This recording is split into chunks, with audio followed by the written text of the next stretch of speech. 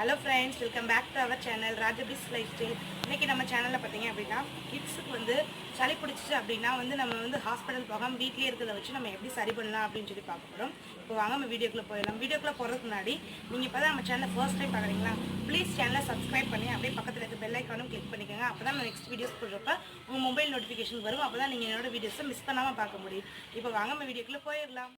0 to 3 months இருக்க பேபிஸ்க்கு பார்த்தீங்க அப்படின்னா சளி காஃப் கோல்டு வந்துச்சு அப்படின்னா கண்டிப்பாக நம்ம வீட்டில் இருக்க ரெமடிஸ் கண்டிப்பாக ட்ரை பண்ணாதீங்க. நீங்கள் பீடியாட்ரிஷியனை ஃபாலோ பண்ணுறது தான் ரொம்ப கரெக்டு. இந்த 0 to 3 monthsக்குள்ளே இருக்க பேபிஸ்க்கு பார்த்தீங்க அப்படின்னா காஃப் கோல்டு வந்துச்சு அப்படின்னா டக்குன்னு அவங்களுக்கு அடுத்து ஸ்னீசிங், அந்த தும்மல் இந்த மாதிரி அதிகமாக வர கட் பண்ணிடுங்க. 3 to 6 months மேலே பார்த்தீங்க அப்படின்னா நம்ம ஆல்ரெடி ஃபீட் பண்ணிட்டு குழந்தைகளுக்கு ஃபீட் பண்ணிட்டு இருக்கீங்க. அதுக்கு மேலே பார்த்தீங்க அப்படின்னா குழந்தைகளுக்கு ஃபீட் பண்ணுற மதர் பார்த்தீங்க அப்படின்னா சுக்கு, மிளகு, திப்பிலி இதெல்லாம் போட்டு நல்லா ஹாட்டாக இருக்கிற திங்ஸ் எல்லாம் குடிச்சிடலாம். இன்னொன்று பார்த்தீங்க அப்படின்னா நல்ல பாலில் குறுமிளகு போட்டு அதையும் குடிச்சிட்டு அதுக்கப்புறம் குழந்தைகளுக்கு ஃபீட் பண்ணுறப்ப பார்த்தீங்க அப்படின்னா குழந்தைகளுக்கு காஃப் அண்ட் கோல்டு இல்லாமல் நல்லா இருப்பாங்க. குழந்தைங்களுக்கு ஃபீட் பண்ணுற டைமும் இன்க்ரீஸ் பண்ணிக்கோங்க. ஃபீடிங் அதிகமாக கொடுக்க அவங்களுக்கு நோய் எதிர்ப்பு சக்தி அதிகமாக இருக்கும். ஸோ குழந்தைகளுக்கு சளி பிடிக்கும். 2 ஸ்பூன் தேங்காய் எண்ணெய் வச்சுக்கோங்க. தேங்காய் எண்ணெய் நல்லா ஹீட் பண்ணி விட்டுட்டு ஒரு வெள்ளைப்பூடு எடுத்து நல்லா தட்டி போட்டு பொரிய விட்டுட்டு அந்த பொரிஞ்சதுக்கப்புறம் எண்ணெய் மிதமான சூட்டுக்கு வந்ததுக்கப்புறம் குழந்தைகளுக்கு நெஞ்சில், நெத்தியில், காது பின்னாடி, கை மடக்கு, கால் மடக்கு எல்லாருக்கும் நல்லா தேய்ச்சி விடுங்க. நல்ல சளி சரியாயிடும். இன்னொன்று பார்த்தீங்க அப்படின்னா இதே மாதிரி தேங்காய் எண்ணெய் எடுத்துட்டு அதில் மிளகு இதெல்லாம் தட்டி போடலாம். இன்னொன்று வெத்தலை, காம்பு இந்த மாதிரி விஷயங்கள்லாம் கிள்ளி போட்டுட்டு அதையும் குழந்தைங்களுக்கு சரியாயிடும். இன்னொரு விஷயமும் இருக்குது. இதே மாதிரி தேங்காய் எண்ணெயில் பண்ணிட்டு பச்சை கற்பூரம் இருக்குது பார்த்தீங்கன்னா, பச்சை கற்பூரமும் போட்டு நல்லா சூடு பண்ணிவிட்டு அதை நல்லா மிதமான சூட்டு பண்ணதுக்கப்புறம் நான் சொன்ன மாதிரி நெஞ்சில், நெத்தியில், காது பின்னாடி, கை மடக்கு, கால் மடக்கு எல்லாம் இதுவும் தெரியுங்க. சூப்பராக சரியாயிடும்.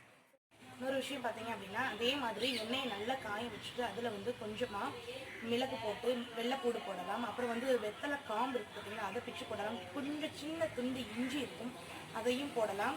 அப்புறம் இது எல்லாமே போட்டு நல்லா பொரிஞ்சதுக்கு அப்புறமா மிதமான சூட்டில் குழந்தைகளுக்கு நான் சொன்ன மாதிரி இடத்துல தெரியுங்க. இது எல்லாமே ஒரே நாளில் கண்டிப்பாக ட்ரை பண்ணாதீங்க. 1 நாள் ட்ரை பண்ணி பாருங்கள். எது உங்கள் குழந்தைக்கு செட் ஆகுதோ அதை நீங்கள் கண்டிப்பாக ஃபாலோ பண்ணிக்கலாம். அதுக்கடுத்து 6 months மேலே பார்த்தீங்க அப்படின்னா நம்ம எக்ஸ்டர்னல் ஃபுட்டு நம்ம கொடுக்க ஆரம்பிச்சிடும். குழந்தைங்களுக்கு சளி இருந்துச்சுன்னா கண்டிப்பாக இந்த மெத்தடில் ஃபாலோ பண்ணுவோம். அதையும் மீறி ஃபீவர் வந்துச்சு அப்படின்ற பட்சத்தில் நார்மல் வாட்டர் வீட்டில் இருக்கிறது எடுத்துட்டு நம்ம காட்டன் கிளாத்தை வச்சு ஸ்பஞ்ச் பாத் மாதிரி தொடச்சி எடுக்கிறப்பே ஃபீவர் சரியாகும்.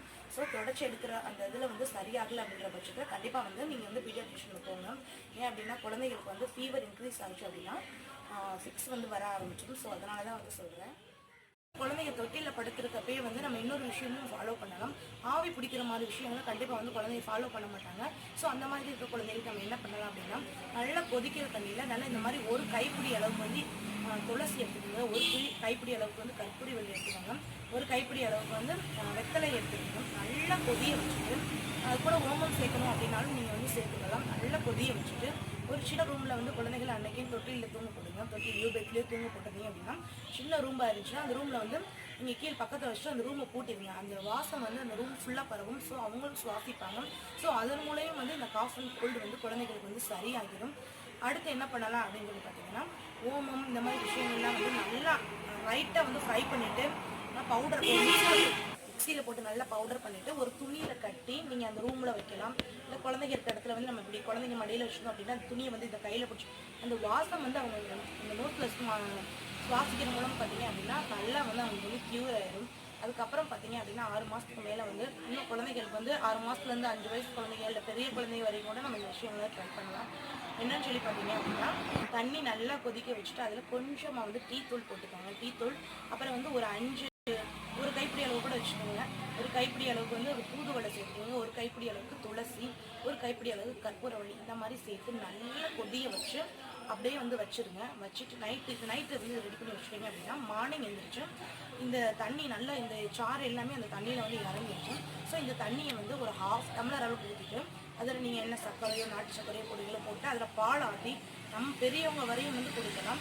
இந்த மாதிரி குடிச்சிட்டு வரப்போ பார்த்தீங்க அப்படின்னா சூப்பராக வந்து க்யூர் ஆகிடும். இந்த மாதிரி விஷயங்களை வந்து ஒரு வாரம் தான் வந்து ட்ரை பண்ணணும். அதுக்கு மேலே வந்து தொடர்ந்து ட்ரை பண்ணோம் அப்படின்னா வந்து சூடாயிரும் அப்படின்னு வந்து சொல்லுவாங்க.